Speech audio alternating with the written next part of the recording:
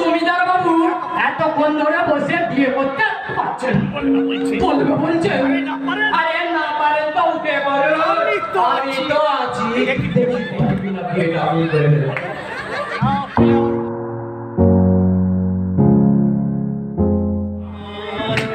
বল বল বলছে কোথায় করে রাস্তা না জানি না জানিস না বল বল বলছে বিপ্লবী দলে করে কাজে আছিস বলবো না বলবো না বলবো না বলবি না তবে দেখ তোদের গোপন রাস্তাটা সময় বের করতে পারি কি না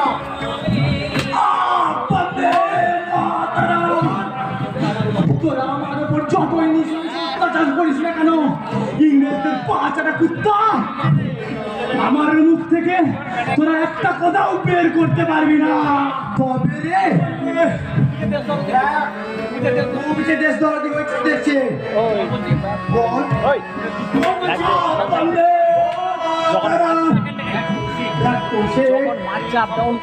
যদি এখন সব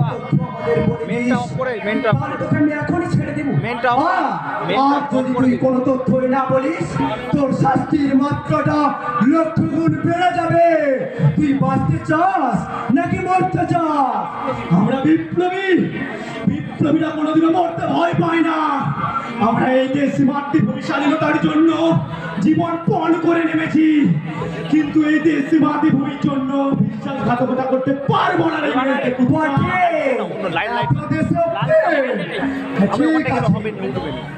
গোবিন্দ বলুন স্যার বলবে বলছে একটা লোহার রড ঘুরিয়ে নিয়ে এসো প্রথমে আমি ওকে চলন্ত পোড়ানোতে ঠেকা দেবো তাতেও যদি কোনো কাজ না হয় তাহলে আমি ওকে দেবো ইলেকট্রিক শক আমি দেখতে চাই এই বিপ্লবীদের বিপ্লব আর কত কাল টিকে থাকে তাই দিন স্যার তাই দিন এই ক্রিমিনালটা সেদিন যে গুলিটা ছুঁড়েছিল আমি সতর্ক না থাকলে হয়তো আমি মারাই যেতাম তাই নাকি হ্যাঁ স্যার সেদিন ওরা অতর্কিতে থানা আক্রমণ করেছিল বলবে বলছে আমরা বুঝতে না পারলে ওরা অনেককে খুন করে পালিয়ে যেত ঠিক আছে তুমি আগে লোহার রডটা পুড়িয়ে নিয়ে এসো তারপর দেখবো ও দেশপ্রেমের জোয়ার কোন দিক থেকে আসে আনছি স্যার আমি এক্ষুনি আনছি বলবে বলছি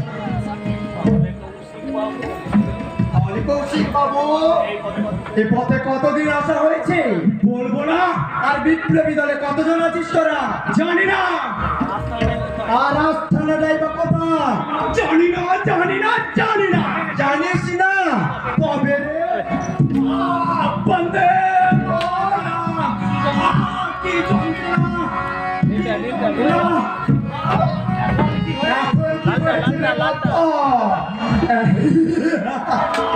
এখনো একে একে দলে বল বল হারামজাদা স্যার ও সারা দেহে জ্বলন্ত পোড়া রডে ছেঁকা দাও তারপর দেখবো ও দেশপ্রেমের ছোঁয়া কোন দিকে যায় এই সারা সুয়ারের বাচ্চা ওঠ রোডের চেকা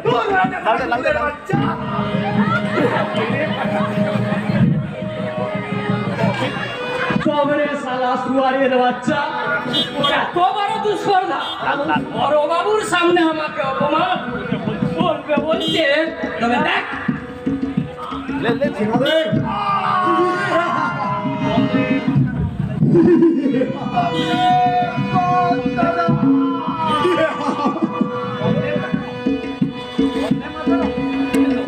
গোবিন্দ বন্দে মাতরম চেনটা বলবে বলছে এখন প্রাণে বাঁচতে চাস তাহলে তোদের চেনটা ঝুলা সব কিছু ফাঁস করে দে ওই মাঝেরটা ঝুলা সব নাম বলে দে মাঝেরটা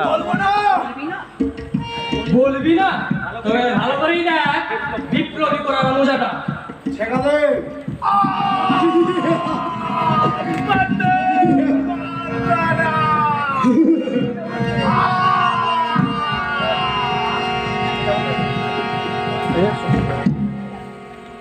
স্যার বেটা বোধহয় জ্ঞান হারিয়ে ফেলেছে হ্যাঁ দেখছি কোথায় ঠিক আছে এই বেলা ওকে ঘরে তালাবন্দি করে রাখো পরে জ্ঞান ফিরলে দেখা যাবে কিছু তথ্য বের করা যায় কিনা ঠিক আছে স্যার ঠিক নেই মানে কি বলতে চাও তুমি? মানেটা কি বুঝতে পারছেন না? থানার বড় দারোগা সত্যেশ্বর রায়। না, আমি জানতে চাই তুমি বারবার কেন আমার কাছে বাধা হয়ে দাঁড়াও? কারণ বারবার আপনি অন্যায় করেন, তাই। কি বললে? আমি অন্যায় করছি? এটা অন্যায় নয়, একটা নিরীহ ছেলের ওপর পশুর মতো অত্যাচার করছেন। এরপরেও বলছেন এটা অন্যায় নয়। কিন্তু তুমি কে আমার কাজের কৈফিয়ত তলব করতে এসেছো? ওকে চেনেন না স্যার? ও তো পাগলা ভিখারি, নাম অসীম। তুমি জানো এই ছেলেটির অপরাধের কথা তুমি জানো? জানি, এই জননী জন্মভূমির ইজ্জত রক্ষার্থে এই ছেলেটি জীবন পণ করে ওই বিপ্লবীদের দলে যোগ দিয়েছে। এটাই এর অপরাধ। জানো যদি তাহলে আমার কাজে পিছু রাখতে এসেছো কেন? বিবেকের দংশনে একবার ভালো করে ভেবে দেখুন তো স্যার, এরা কেউ অপরাধী নয়। আমরা সকলেই এই ভারত মায়ের সন্তান। কি বলতে চাও তুমি? বলতে চাই, কোনো তর্ক না করে ছেলেটিকে আপনি ছেড়ে দিন। যদি ছেড়ে না দেয় তাহলে আপনাকে এই জনসাধারণের সমক্ষে আপনার কাজের কৈফিয়ত দিতে হবে। কৈফিয়ত?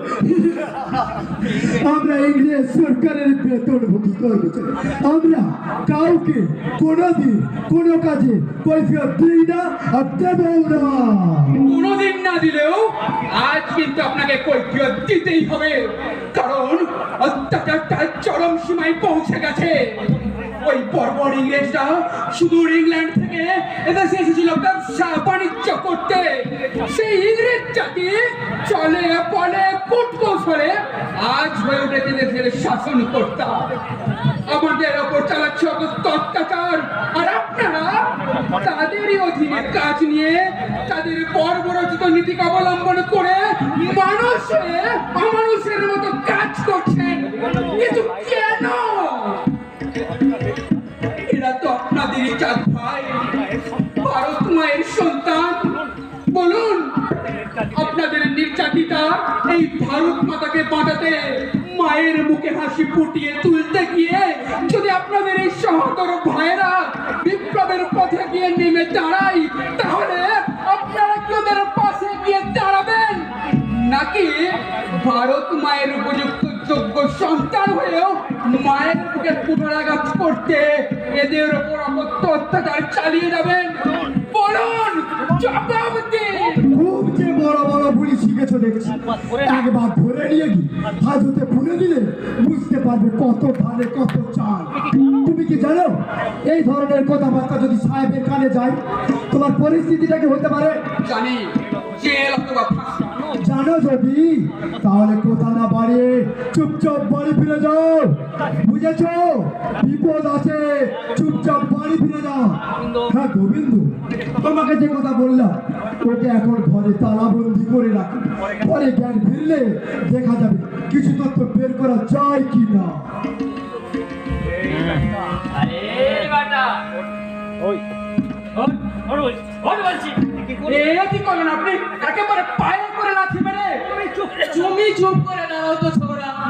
কি করছি সেটা দেখে নাও। বলছে আরে সালা পাজি দাঁড়াও বলছি। এই যে দেখছি মোরার চেয়েও বেশি ভালো রে বাবা। একা একা নিয়ে যাই কি করে, একটু ভাবি। কৌশিক, যদি প্রাণে বাঁচতে চাস চুপচাপ পড়ে থাক, লড়বি না। বড়বাবু আমাকে বলে গেলেন এই ঘাটের মোড়াটাকে ভেতরে নিয়ে যেতে, কিন্তু আমি একা একা নিয়ে যাই কি করে? বলবে বলছে। আরে এই ছোকরা, একে একটু ধরো তো। আমি ধরবো? আমার কি দরকার পড়েছে? আরে ধরোই না, তোমার পারিশ্রমিক না হয় আমি পুষিয়েই দেব। দরকার নেই, আমি তো আর আপনাদের মতো ইংরেজ সরকারের বেতনভোগী কর্মচারী নয় যে আপনাদের কথা মতো কাজ করবো। যান না, থানা থেকে কাউকে ধরে নিয়ে আসুন। ভালো কথা বলেছো তো ভাই, আমি তাহলে থানাতে যাই। বলবে বলছে একে একটু দেখো, চোখে চোখে রেখো যেন পাল্লাতে না পারে। কি বুঝলে? ঠিক আছে স্যার, আপনি আসুন। কৌশিক, কৌশিক, তুই প্রাণে বাঁচতে চাস, এই সুযোগে পেছনের দরজা দিয়ে তাড়াতাড়ি পালিয়ে যা। তাড়াতাড়ি। কিন্তু দাদা, কোনো কিন্তু নয় কৌশিক, কোনো কিন্তু নয়। যাচ্ছি অসীমদা, যাচ্ছি। তবে যাবার সময় আমি শপথ নিয়ে যাচ্ছি, ওই সত্য দারোগাকে আমি ছাড়বো না।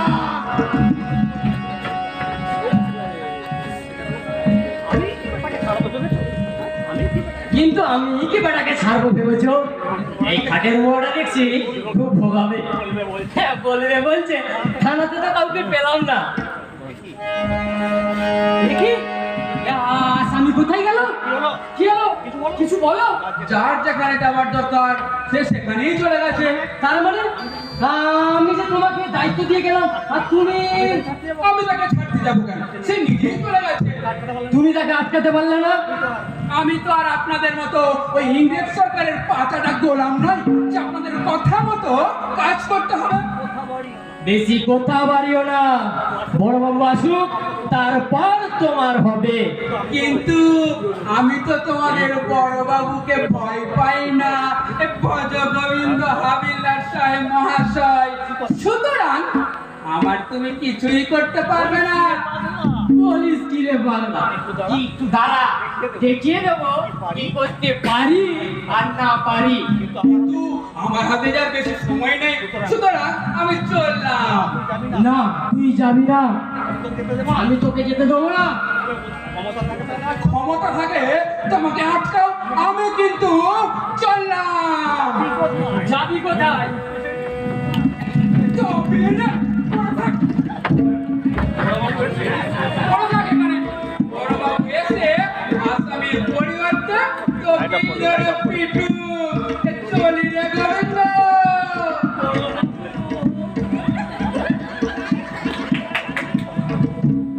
বড় বাবু গো, এখানে একবার আসুন, আসামি পালিয়ে গেছে। বড় বাবু গো, কি হলো কি? অত চিৎকার করছো কেন? বড় বাবু গো, আসামি আসছে। নেই মানে কি হয়েছে আসামি? সে কি মারা গেছে নাকি? না মানে আসামি মানে কি হলো কি? অত মানে মানে করছো কেন? আসামি গেল কোথায়? মানে আসামি পালিয়ে গেছে। আসামি পালিয়ে গেছে? কি বলছো তুমি? হ্যাঁ বড় বাবু, আসামি অজ্ঞান হয়ে পড়েছিল। আমি তাকে একা নিয়ে যেতে না পেরে আমি অসীমের কাছে রেখে থানা থেকে লোক ডাকতে গিয়েছিলাম। অপদার্থ কোথাকার! তুমি বিড়ালকে দিয়ে গেছো মাছ আগলাতে। এখন সাহেবকে আমি কি জবাব দেবো? ভেবেছিলাম ছেলেটাকে আমি সদরে পাঠাতে পারলেই আমার পদোন্নতি ঘটবে, আর তোমার সামান্য ভুলে আমার সব আশায় ছাই পড়লো। আমার ভুল হয়ে গেছে স্যার। আমার মনে হয় স্যার ওই অসীম বলে ছেলেটা ওই বিপ্লবী দলের ছেলে। ওকে যদি অ্যারেস্ট করা যেত। মোটা মাথা কথা! কোন অভিযোগে আমি অ্যারেস্ট করবো? একটা বড় দাও তুমি হাতছাড়া করে দিলে। এখন চলো চলো আমার সঙ্গে সদরে গিয়ে সাহেবকে সমস্ত ঘটনা তুমি নিজে মুখে বলবে। চলো চলো চলো বলছে। আমাকে যেতে হবে স্যার। হ্যাঁ তোমাকে যেতে হবে, চলো। চলুন স্যার, গেলেও জ্বালা আর না গেলেও এই চাকরিখানা থাকবে না। চলো চলো বলছি, এসো।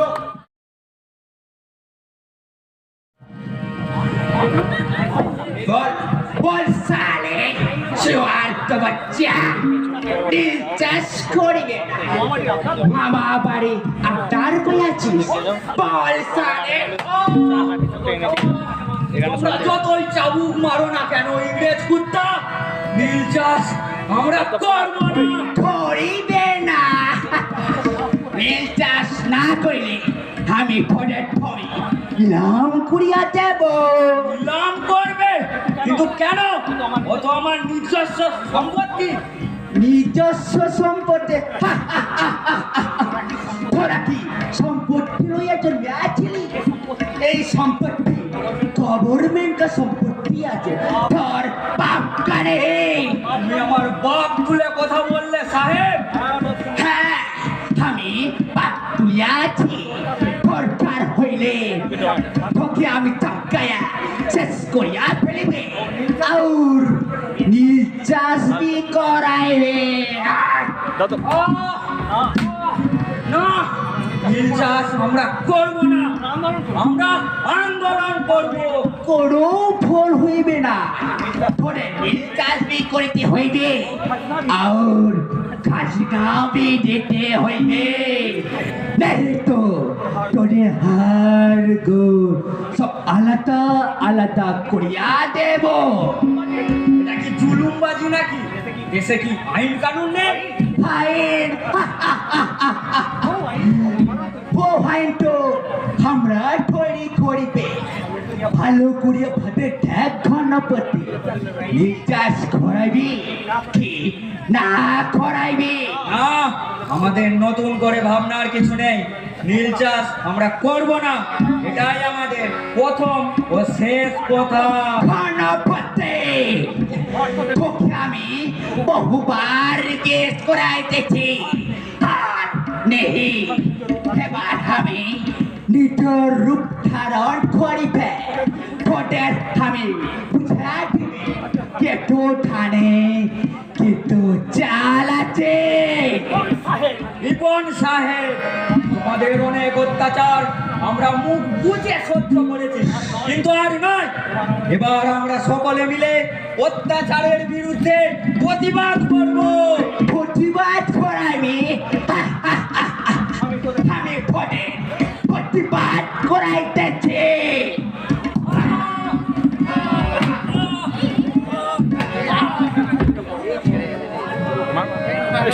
লাইট অফ কর, লাইট অফ কর। ওই লাইট অফ কর। পরে সিতাঙ্গের দল সেই সুদূর ইংল্যান্ড থেকে এদেশে ব্যবসা বাণিজ্য করতে এসে নির্লজ্জ বেহায়ার মতো এদেশে শাসনভার কেড়ে নিতে লজ্জা করে না তোদের? লজ্জা করে না? এদেশের ধন সম্পদ লুট করে নিজেদের দেশে পাচার করতে ঠিক শত দিক তোদের। গণপতি তোর পার পরে আছে তাই না? তোমাদের চোখ রাঙানিকে আমরা আর ভয় করি না, ভয় করি না সাগর পাড়ের বর্বর শ্বেতাঙ্গ বাহিনীর ভয়ঙ্কর শাসন ব্যবস্থাকে। ভোটে তোকে দেখিয়ালে আমি তোকে কি করিতে পারে? মারু মারু ওকে মেরে ওর হাড় গোড়গুলো আলাদা করে দিন। ওদের জ্বালায় দেশে বাস করা যাচ্ছে না, দেশ স্বাধীন করবে, এই ইংরেজদের তাড়াবে। পরে কি হবে তার বাপ? এরা একটু পুরো কথা বলিয়াছে। হ্যাঁ স্যার, এখন আর ওরা আমাদেরকে পাত্তা দিচ্ছে না। কি করে পাত্তা দেব? আপনি যদি সবসময় অন্যায় দাবি করেন, বলিস কি রে? হাই সিয়ারাম, আমি কি অন্যায় করলাম রে? তা অন্যায়ের কথা বলবো আপনাকে? গণপতি মুখে মুখে তর্ক করিবার সাহস তুই কোথায় পাইয়াছিস? আমার সামনে খায়া তুই এত বড় কথা বলিতেছিস? কেন বলবো না? তোমরা বারে বারে আমাদের ওপর অত্যাচার দাবি করছো, আর বটে, তোকে আজ আমি মাইতে ফেলি দে। মানুষের মারু, ওকে বেঁধে নিয়ে গিয়ে ওই হাজতে ফেলে রাখুন। হাই সিয়ারাম, এই সাহেবের সামনে আমাকে অপমান। স্যার, বলার কথা ভাবো। বিলম্ব না করে এই চুলে কেউটেটার বীজ দাঁতগুলো ভেঙে দিন, নইলে দেখবেন ওরা কবে না কবে ছবল মেরে বসে আছে। হয় সিয়ারাম, আমাকে বলে কিনা মিথ্যেবাদী, ধাপ্পাবাজ। তোর মরণ পাখা গোড়াইতেছে দেখেছিস? টাকা আমার গজায়নি, আর বিষদা তো আমার চোয়ালে নেই। বিষদা জন্মেছে তোদের চোয়ালে। আগে নিজেদের চোয়াল থেকে বিষটা টেনে বের কর। গণপতি মুখে মুখে তর্ক করতেছিস? তোকে আজ আমি মারতে মারতে শেষ করে ফেলব, তারপর তোকে আমি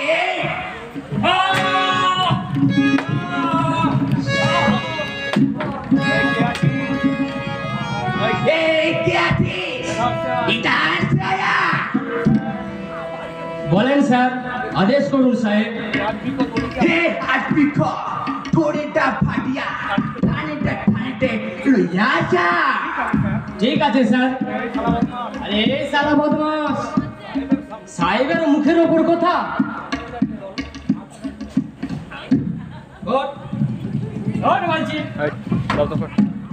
ওদিকে টামার, ওদিকে মারটা, অনেকটা মার। যাবার সময় আমি দুটো কথা বলে যাই, কয়টা মার? তোদের এই অন্যায় জুলুম আর বেশি দিন চলবে না, তোদের সময় ঘনিয়ে আসছে। আরে চল বেটা চল, তোকে আর জ্ঞান দিতে হবে না। এবার অন্ধকার হাতে বসে পাপ পুণ্যের বিচার করে চল।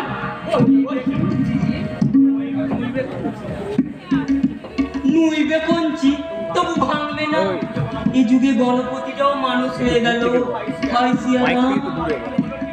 কালে কালে হলো কি, ভাজা মাছটা উল্টে দি। ওদের কথা ছাড়িয়া ঠান কথা পাবো কাজের কথা আছে বলে চাচিয়া কি নিচেস কইতে রাজিয়া হইয়াছে না স্যার, কেউ রাজি হয়নি, বরং তারা জোট বেঁধে আন্দোলন করতে আসছে। আন্দোলন করতেছে আমাদের দেশে কি করতেছে বসিয়া বসিয়া কি কাজ কাটিতেছেন জমি রাখতে পারবেন সব কি বলছেন স্যার?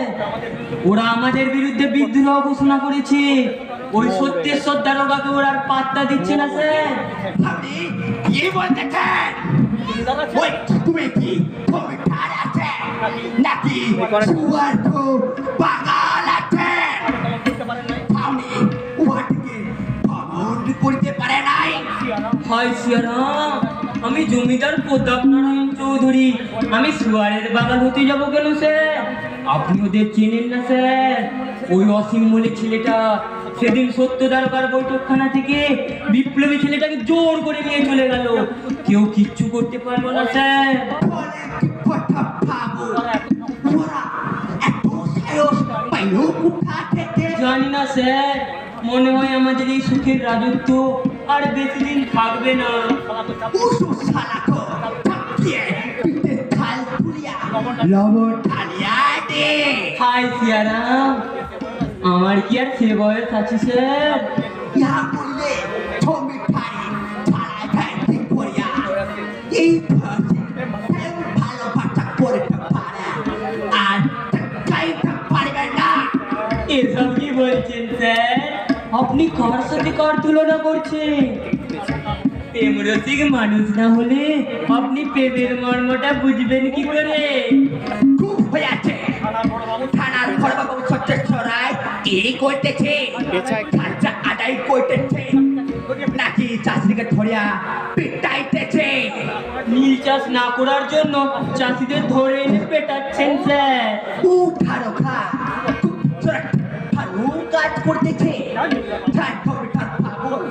সত্যেশ্বর বাবুকে আমার কাছে পাঠা দেবে তুই আলোচনা আছে ঠিক আছে স্যার, ঠিক আছে, আমি এখনই থানায় যাচ্ছি।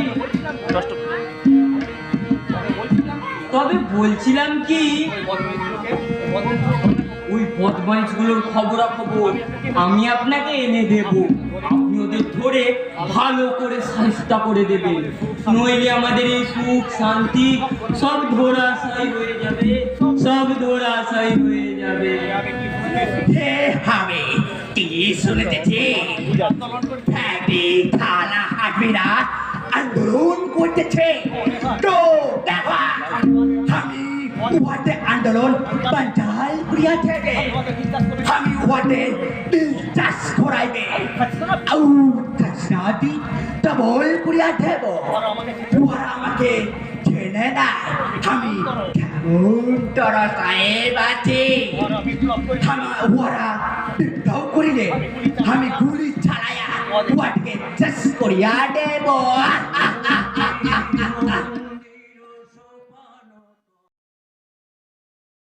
খবর দেখেছিস গরিব কৃষকদের উপর নৃশংস অত্যাচার অপরাধ? তারা তাদের চাষের জমিতে নীল চাষ করেনি কেন? জমিটা কি সাহেবদের বাপুত্তি সম্পত্তি নাকি? একবার যদি পেতাম না বেটাদের, সারাদের কচু কাটা করে রেখে দিতাম। দেশের মাথা হয়েছে। কোথায় কি ঘটনা ঘটেছে আদিত্যদা? ঘটনাটি ঘটেছে ওই গৌরীপুর বলে গ্রামে। শুধু তাই নয়, অনাবৃষ্টির জন্য ওই পশ্চিমী দেশগুলিতে ভালো ফসল না হওয়ায় তারা যথাসময়ে খাজনা দিতে পারেনি। তাই এই স্বদেশি কুত্তাগুলো ওই সাহেবদেরকে ধরে নিয়ে এসে ওদেরই মা বোনেদের উপর এই অকথ্য অত্যাচার চালিয়েছে। ইস, কি মর্মান্তিক ঘটনা। আচ্ছা আদিত্যদা, ওদের বাড়িতে কি মা বোন নেই? ও সালাদের সব আছে, সব জানি। আসলে ওরা হচ্ছে অত্যাচারী, বেঈমান, সমাজদ্রোহী। তাই কি ওদের হারারে এত বুদ্ধি? আর বলতে আমি ইংরেজ কুত্তাগুলোর কথা না আমি বাদই দিলাম। আমাদের দেশে এই স্বাধীন দেশে বেঈমান ঠিক ছিল যেই ঘটনা করছে ধরে নিয়ে গিয়ে ওই সাহেবদের পায়ে ফের দিচ্ছে। বিনিময়ে কি পাচ্ছে তারা? পাবে আর কি, 10 টাকা লোক টিকিয়ে সাহেবরা ওদেরকে দিয়ে কাজ করিয়ে দিচ্ছে। এই তো সেদিন মোহন ঘোষের ছেলে ও নিজের বোনকে নিয়ে গিয়ে ওই হামলেট সাহেবের পায়ে নিবেদন করেছিল।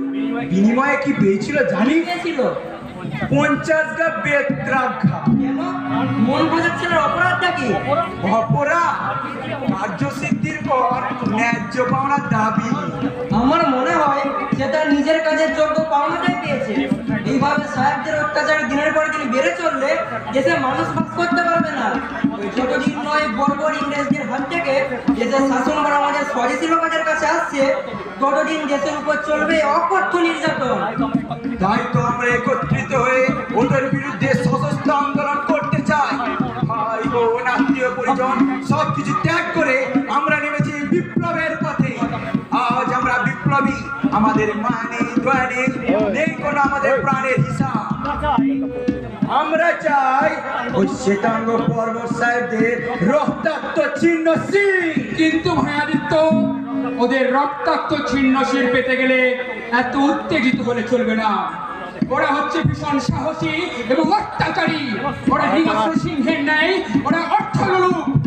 ওদেরকে দমন করতে হলে এত হঠকারিতার ফল কখনোই ভালো হবে না। মাথা ঠান্ডা রেখে ভেবে চিন্তে যে কোনো কাজকর্ম আমাদেরকে করতে হবে। তাই তোমাদের প্রত্যেকের কাছে আমার অনুরোধ, আমার পরামর্শ না নিয়ে তোমরা নিজেদের মতে কোনো কাজ করবে না। তাহলে তোমাদেরকে হয়তো আমার পক্ষে বাঁচানো সম্ভব হয়ে উঠবে না। তোমাদেরকে আমি বারে বারে সতর্ক করছি, কিন্তু তোমরা আমার কোনো কথায় কর্ণপাত করছো না। কিন্তু কেন? তোমাদের যার যা ইচ্ছা তোমরা তাই করে যাচ্ছ, আর তারই পরক্ষে আমাকে মাসুল করে দিতে হচ্ছে। কিন্তু কেন? অসীমদা, কি বলছো তুমি? আমরা তো কিছুই বুঝে উঠতে পারছি না। বলতে পারো কার পরামর্শ ক্রমে কৌশিক গিয়েছিল ফাঁড়া আক্রমণ করতে? এ ব্যাপারে তুমি শুধু শুধু আমাদের দোষারোপ করছো অসীমদা। এই বিষয়ে আমরা কিছুই জানি না। সে কোথায় তার নিজের মতে কাজ করেছে। কিন্তু সে কেন নিজের মতে কাজ করবে? তাহলে আমাকে তোমরা তোমাদের নেতা নির্বাচন করেছো কেন? অসীমদা, শুধু শুধু তুমি তোমাদের উচিত সেই বীর বিপ্লবী বিনয় বাদল, দীনেশ বাঘা যতীন প্রমুখ বিপ্লবীদের কথা মেনে চলা।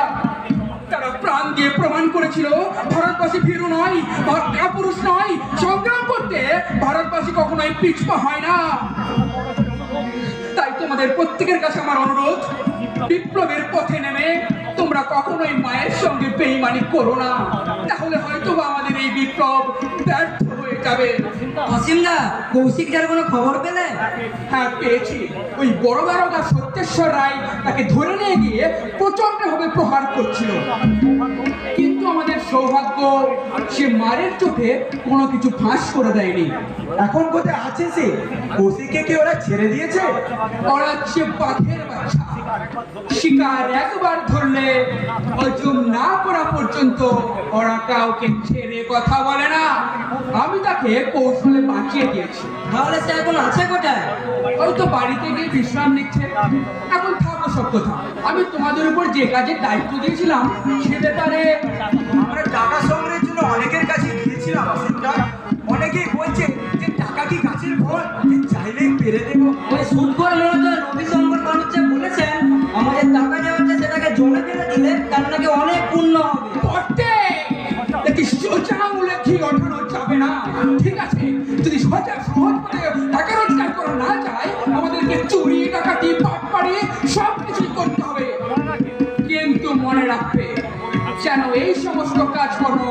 কোনো গরিব দুঃখীদের বাড়িতে না হয়। আমরা চুরি করবো তাদের বাড়িতে, যাদের আছে অনেক ধরনের সম্পদ, টাকা, টানা, গয়নাগাটি, আর তারা সাহায্য করতে গেলে দূর দূর করে তাড়িয়ে দেয় তাদেরই বাড়িতে। কেন? কি হয়েছে তোমার বাবার? ওই সত্য দাঁড়াবার লোক পাঠিয়ে আমার বাবাকে তুলে নিয়ে গেছে অসীমদা। শুনলাম তারা নাকি আমার বাবার উপর অকথ্য অত্যাচার করছে, কিছু একটা না করলে মারধর করবেই তো। সেদিন তুই থানা তো মন করতে গিয়েছিলি কেন? সেদিন ওই সত্য দাঁড়াবার অকথ্য অত্যাচার আমার মনে শিহরণ জাগিয়ে তুলেছিল, তাই কি তুমি সেদিন একাই গিয়েছিলে থানা আক্রমণ করতে? সেদিন যদি আমি সত্য দাঁড়াবাকে একা পেতাম, সালাকে ওখানেই টুটি টিপে শেষ করে দিতাম। হটকারিতার পর কখনোই ভালো হবে না। আমি তোমাদেরকে পারিয়ে পারিয়ে সতর্ক করছি, কিন্তু তোমরা আমার কোনো কথাই কর্ণপাত করছো না। আমার ভুল হয়ে গেছে দাদা, এরকম কাজ আমি আর কোনোদিনও করবো না। তোমাদের ঠিকানা ওরা জানলো কেমন করে? মনে রাখবে, আমরা হচ্ছি ওই স্বতন্ত্র বাহিনীর প্রধান শত্রু, তাই আমাদের ঠিকানা এই বিপ্লবী আস্থানা, আর সেটাও থাকবে অজানা, বুঝেছো? আমাদের পিতা নেই, মাতা নেই, আত্মীয় নেই, পরিজন নেই, আমরা হলাম এই দেশমাতৃকার সন্তান, মায়ের দুঃখ মোচনের জন্যই আমাদের জন্ম। এই কথাগুলো যদি মাথায় রাখতে, তাহলে তোমার বাবাকে ওরা আজকে খুঁজে পেত না, আর তুমিও তোমার বাবার জন্য দুঃখে ভেঙে পড়তে না। কৌশিক, বিপ্লবের পথ খুব জটিল পথ। এই পথে চলতে গেলে হোঁচট খাওয়া চলবে না। এই কণ্টকযুক্ত দুর্গম গিরিপথে চলতে গেলে রক্তক্ষয় তো হবেই, তাই মানে থেমে গেলে চলবে না।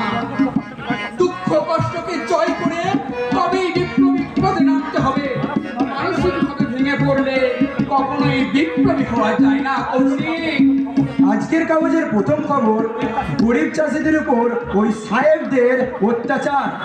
কিছু স্বার্থের বেশি মানুষ এই ঘটনা ঘটাচ্ছে। আজকের কাগজের দ্বিতীয় খবর, বাড়ির মা বোনেদের উপর অকথ্য নির্যাতন, আর এর সঙ্গে যুক্ত আছে ওই জমিদার প্রতাপ নারায়ণ চৌধুরী আর ওই সত্যেশ্বর রায়। সত্যেশ্বর রায়, সত্যেশ্বর রায়, সত্যেশ্বর রায়, ওই সত্যেশ্বর রায়ের জন্যই সারা বার ভারত, ওটাকে আগে শেষ করতে হবে। ওর জন্য আজ আমার বাবার এই অবস্থা। ওকে পেলে আমি একাই। কৌশিক, ধৈর্য ধরো। আজ শুধু তোমার বাবার কথা ভাবলে চলবে না, আজ আমাদের সকলের কথা ভাবতে হবে। আমাদের জননী জন্মভূমি আজ পরাধীনতার শৃঙ্খলে বন্দী, তাই আমাদের প্রথম কর্তব্য মায়ের মুখে হাসি ফুটিয়ে তোলা। তার জন্য আমরা বিপ্লবীর পথে নেমে দাঁড়িয়েছি। যদি আমাদের বিপ্লবের পথে নেমে যদি আমাদের মৃত্যু হয়, তার জন্য দুঃখ করলে চলবে না, বরং সেটা হবে গৌরবে, পরম আনন্দে। তাই এসো আমরা একসাথে শপথ নিই। যারা প্রতিনিয়ত দেশের বুকে সন্ত্রাস সৃষ্টি করে চলেছে, যাদের অত্যাচার অবিচারের কোনো শেষ নেই, যারা নারী জাতিকে শুধুমাত্র ভোগ্য বস্তু রূপে দেখে এসেছে, তাদেরকে আমরা ছাড়বো না। শাবাশ, এই তো আমি চাই। জেগেছে দেশমাতৃকা, আজ জেগে উঠেছে। আমরা জান দেবো তবু মান দেবো না। আমরা রক্ত দেব, তবু ওই অন্যায়কে ন্যায় বলে মেনে নেব না। আমরা অত্যাচারের বিরুদ্ধে সশস্ত্র আন্দোলন করতে আমরা সবাই ঐক্যবদ্ধ হলাম। এবারে তোমরা সবাই শোনো, আমাদের ভারত মাতা আজ শৃঙ্খলাবৃত, তাই ভারতবর্ষের শৃঙ্খলা মোচন করতে আমরা নেমেছি বিপ্লবের পথে। আজ আমরা বিপ্লবী, আমরা হচ্ছে শতাঙ্গ সাহেবদের প্রধান শত্রু, তাই আমাদের যে কোনো কাজকর্ম খুব সাবধানে ভেবে চিন্তে করতে হবে। কিন্তু আমরা কখনোই অন্যায়কে ন্যায় বলে মেনে নেব না। অত্যাচারের বিরুদ্ধে রুখে দাঁড়াবো, রুখে দাঁড়াবো হচ্ছে না অত্যাচার ও প্রতিহিংসার বিরুদ্ধে। তাই আজ থেকে আমাদের আন্দোলন চলছে, চলবে, চলছে চলবে, অত্যাচারের বিরুদ্ধে আমাদের সংগ্রাম চলছে, চলবে, চলছে চলবে, অত্যাচারের বিরুদ্ধে আমাদের সংগ্রাম চলছে, চলবে, চলছে চলবে। বন্দে মাতরম, বন্দে মাতরম, বন্দে মাতরম, বন্দে মাতরম, বন্দে মাতরম। বাজে মাদল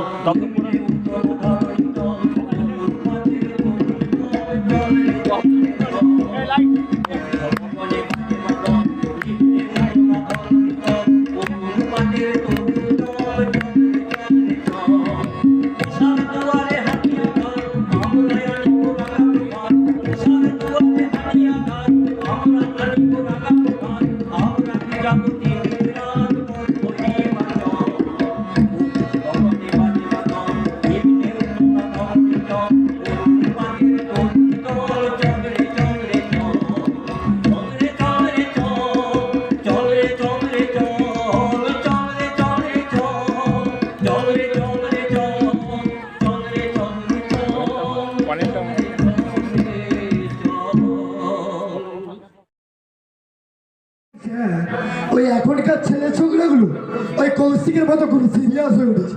ওদেরকে বেশ করে ধরে এনে মার্কিন ধরায় না দিলে কবে দেখবেন থানা ঘেরাও করে বসে আছে।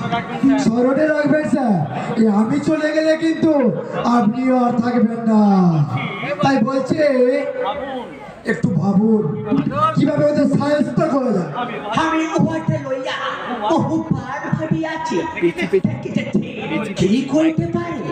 দেখিতেছি বলিলে চলিবে না সাহেব, ওদের উপদ্রব দিনের পর দিন বেড়েই যাবে। নো নেভার, আমি আত্মীয় ছাড়াইয়া ওটাকে পরাস্ত করিয়া দেব। ছোট্ট বাবু এই দায়িত্ব আপনাকে লইতে হইবে। আমাকে ঠিক আছে, আপনি আমাকে সাহায্য করুন, আগ্নেয়াস্ত্র সাপ্লাই দিন, তারপর দেখবো ওদের কিভাবে সাহায্য করতে পারে। আমি বিপ্রিসনা লইয়া গিয়া ওটাকে জেলে পুরিয়া দিই। ঠিক আছে sir, many many thanks to you. ধন্যবাদ, পরে জানাইবে। আগে কাজটা কমপ্লিট করে ফেলো। তাহলে আমি এখন আসছি স্যার, তবে গণপতিকে আপনি ছাড়বেন না। যত নষ্টের গোড়া হচ্ছে ওই হারামি যত গণপতি আন্দোলন করে নুনান্তে পান্তা ফুরাই আমাকে মুখে বলা বলা বলি। যা বলেছেন স্যার, তবে গণপতিকে না ছাড়লে ওরা আমাকে মেরেই ফেলবে স্যার। আমাকে বাঁচান সাহেব। কথা থাকো, আপনি কাঁদছেন কেন? কি হইয়াছে? স্যার, ওই বদমাস ছেলেগুলো প্রতাপ বাবুকে আটকে রেখেছিল, বলবে বলছে সেখানে আমি না থাকলে প্রতাপ বাবু এতক্ষণ শেষ হয়ে যেত। কিন্তু কিন্তু প্রতাপবাবুর অপরাধটা কি?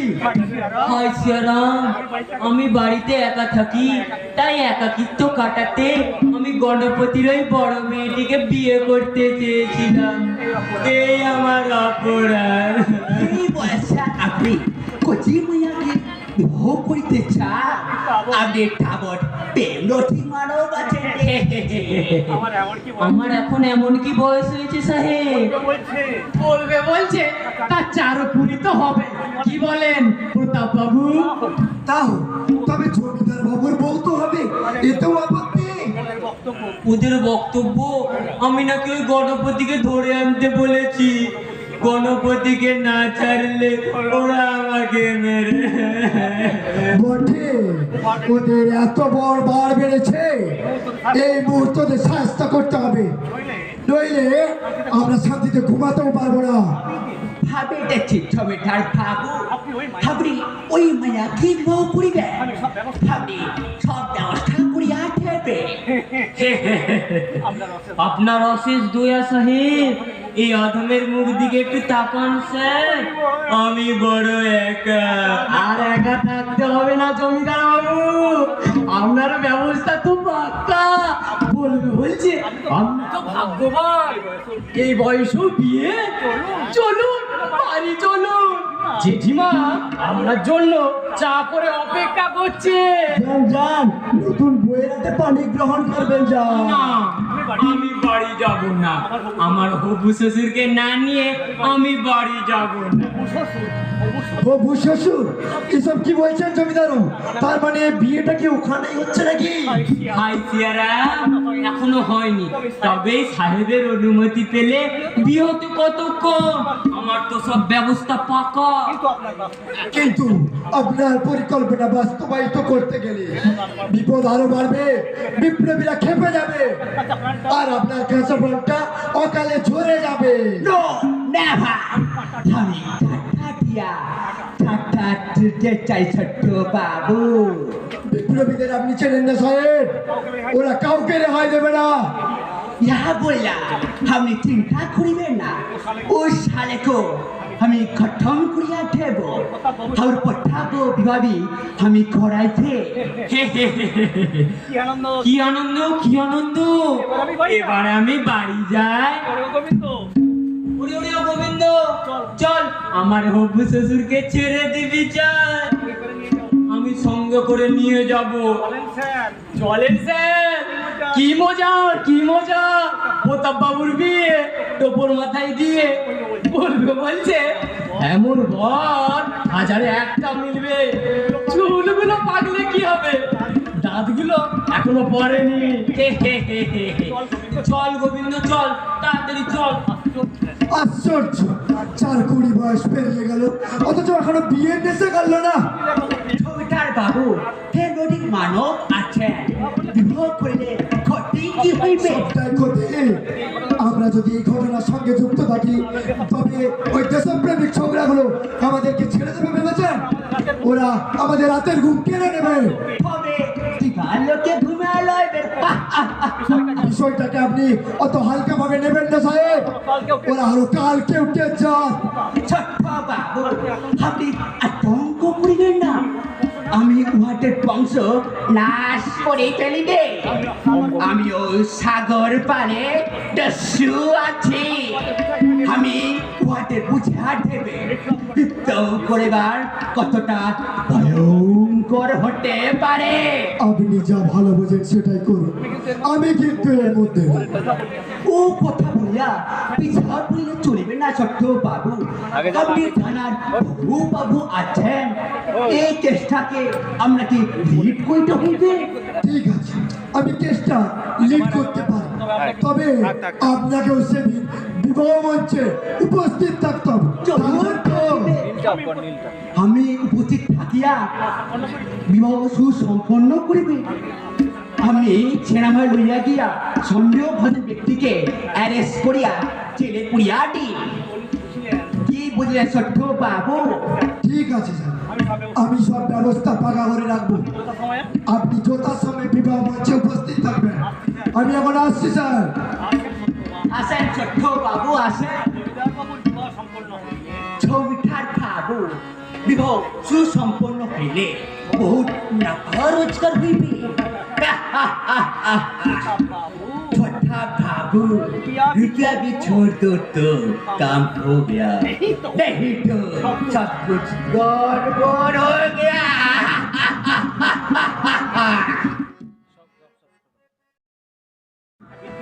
একটা বৃদ্ধের সঙ্গে আমি আমার মেয়ের বিয়ে দিতে পারবো না।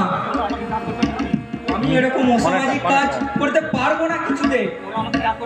ওরা আমাকে যা করবে করুক, মরতে হয় আমি মরবো, তবু আমার সংসারে অভাব থাকতে পারে, তাই বলে না না, এ বিয়ে কখনোই সম্ভব নয়, কখনোই নয়। শ্বশুর বাবা বাড়িতে আছেন নাকি? শ্বশুর বাবা, কি হলো? বাড়ির সব কোথায় গেল? হাই সিয়ারাম, সব চুপচাপ কেন? বর এসেছে গো, বর এসেছে।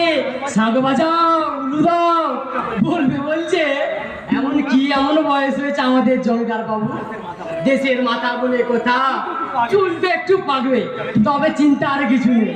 এই হতভাগা, তুই চুপ করবি? হাই সিয়ারাম, শ্বশুর মশাই এখানে চুপচাপ দাঁড়িয়েছেন কেন? আমার শেফালি কোথায়? বাড়ির কাজ সারছে বুঝি? বিয়ে বাড়ি বলে তো কথা, কাজ তো থাকবে। আরে কি হলো মেসোমশাই, লজ্জা পাচ্ছেন? বলবে বলছে বরের সঙ্গে আমি বরযাত্রী, বরযাত্রী সন্তুষ্ট না হলে কিন্তু বিয়ে বাড়ি হবে না।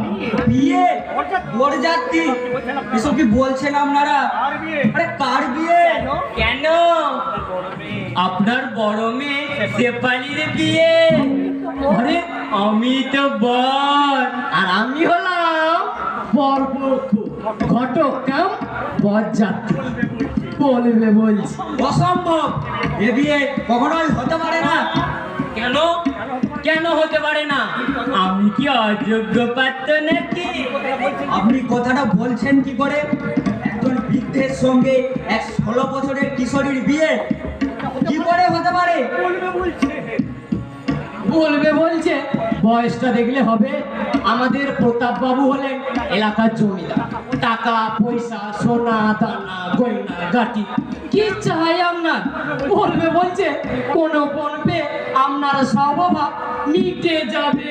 মনে কোনটাই বড় কথা নয় গোবিন্দ বাবু, এর বাইরেও একটা জগৎ আছে। আরে লোকে বলবে কি? থামো, লোকে কি বলবে? এ কথা ভেবেই কি আমি তোমাকে ওই অন্ধকার জেলখানা থেকে মুক্ত করে এনেছি, নাকি তোমার ওই মুখ নিঃসৃত ভক্তিপূর্ণ বাণী শ্রবণ করার জন্য তোমাকে আমি এখানে এসেছি শ্বশুর মশাই? বলো, উত্তর দাও। হ্যাঁ, বলবো বলছে আমাদের প্রতাপ বাবু ফেলানো ভেবেছো নাকি? এমন বর হাজারে একটা মিলবে। তোমার মেয়ের ভাগ্য ভালো, তাই এমন একটা পাত্র পাচ্ছে। কজনের ভাগ্যে এরকম বর জোটে, তাও আবার বরপণের পরিবর্তে কমে কম। মনে কোনটাই বড় কথা নয় গোবিন্দ বাবু, আমি আমার মেয়েকে এই বিয়ের কথা বলতে পারবো না।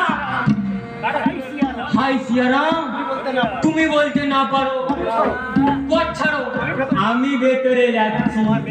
তোমার মেয়ের সঙ্গে আমি নিজে কথা বলে নেব। না, না, আমি আপনাকে বাড়ির ভেতরে যেতে দেব না।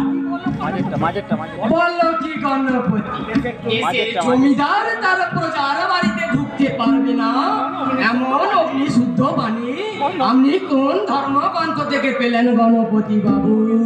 গোবিন্দ, আজ থাক, প্রথম দিনে অশান্তি বাড়িয়ে লাভ নেই। আমাদের আসল কথাটা শ্বশুর মশাইকে জানিয়ে দিয়ে এসো, আমরা স্থান ত্যাগ করি। তবে শুনুন গণপতি বাবু, আগামী 10ই বৈশাখ মঙ্গলবার আপনার প্রথমা কন্যা শেফালির সহিত আমাদের জমিদার বাবু প্রতাপ নারায়ণের সঙ্গে শুভ বিবাহ অনুষ্ঠান হইবে। এটা হলো কে বড় সাহেবের নির্দেশ। আমার মেয়ের বিয়ে বড় সাহেবের নির্দেশ মানে হতে হবে কেন? বাকিটা আমি বলি, শুনুন শ্বশুর মশাই।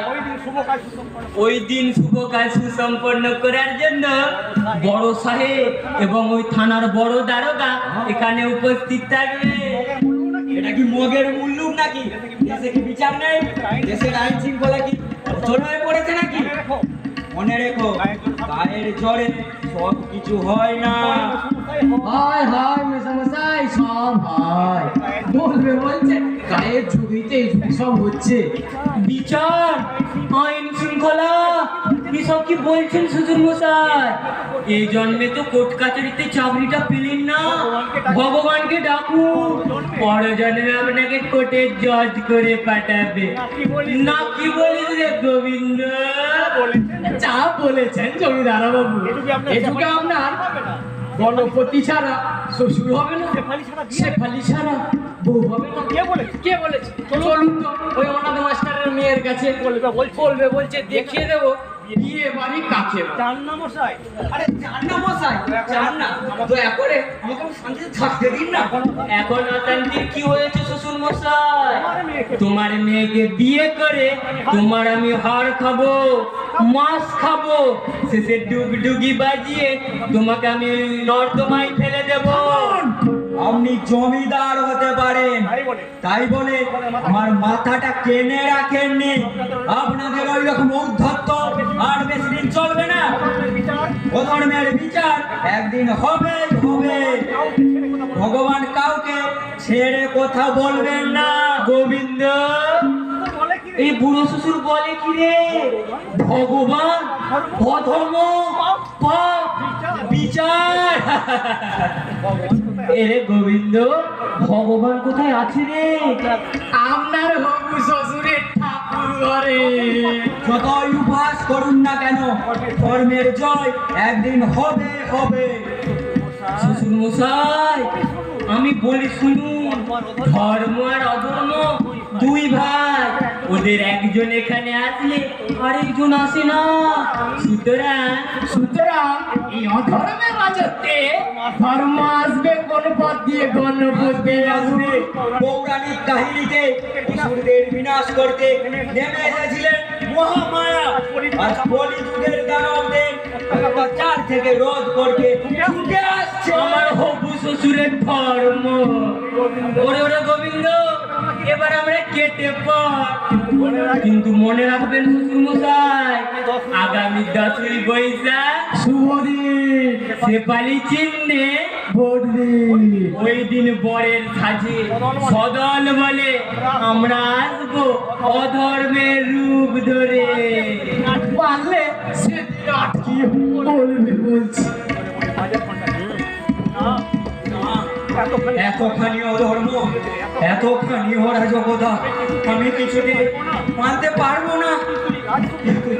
কিন্তু এই রাজশক্তির বিরুদ্ধে আমি কিভাবে লড়াই করব? কে আমাকে সাহস যোগাবে? কোথায় পাবো আমি প্রতিবাদ করার ক্ষমতা? হে ঈশ্বর, তুমি কি চিরকাল ধর্মের সাথেই থাকবে? ধর্মের জয়গান কি তুমি কখনো গাইবে না?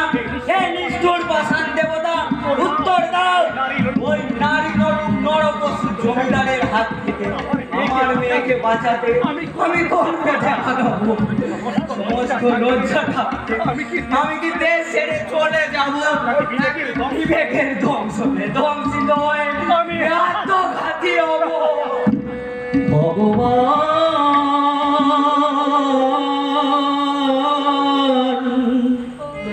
ও ভগবান, দাও গো বেদনা যত। ভগবান, ও গো ভগবান, দাও গো বেদনা যত।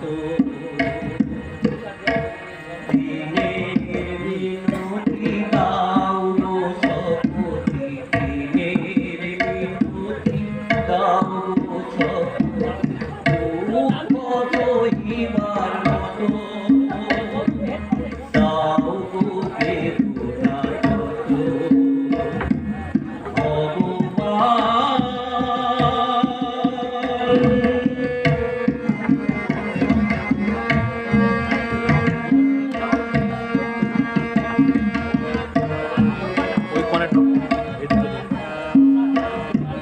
তোমার দয়ায় প্রিয় বিচার আসিলে শুধু কান্নার ঝঙ্কার।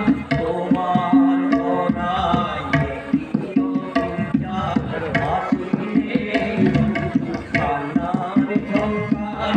চারিদিকে শুধু ওঠে হাহাকার, চারিদিকে শুধু ওঠে হাহাকার।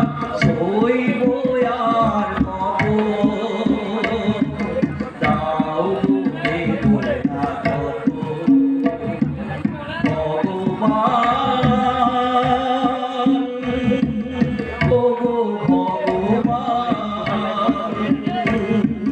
দাও গো বেদনা যত। ভগবান